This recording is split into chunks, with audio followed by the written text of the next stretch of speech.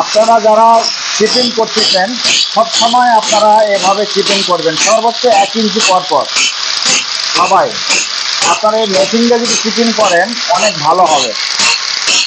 আমি অতটা পারতেছি না, কিন্তু আপনাদেরকে দেখানোর জন্য আমি কিন্তু এই ভিডিওটি করতেছি।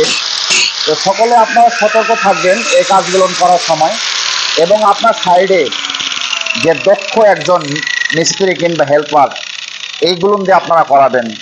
ওই পাগল ছাগল দিয়ে এভাবে কাজ করবেন না এত রিক্সে। তাছাড়া কিন্তু আপনাকে জরিমানা দেওয়া লাগবে ওই ছেলের জন্য, বুঝতে পারছেন? তো আমার প্রিয় বন্ধুরা, আপনারা সকলে মনোযোগ দিয়ে ভিডিওগুলো দেখতেছেন। ইনশাল্লাহ আপনারা এভাবে কাজ করবেন, এভাবে জানবেন, বুঝবেন। তো আমার প্রিয় বন্ধুরা, আপনারা যারা প্লাস্টার করবেন অবশ্যই চিপিং করতে হবে, এটা 100%। কেমন এখানে পলিথিন দেওয়া আছে, এটাকে চিপিং করতে হবে।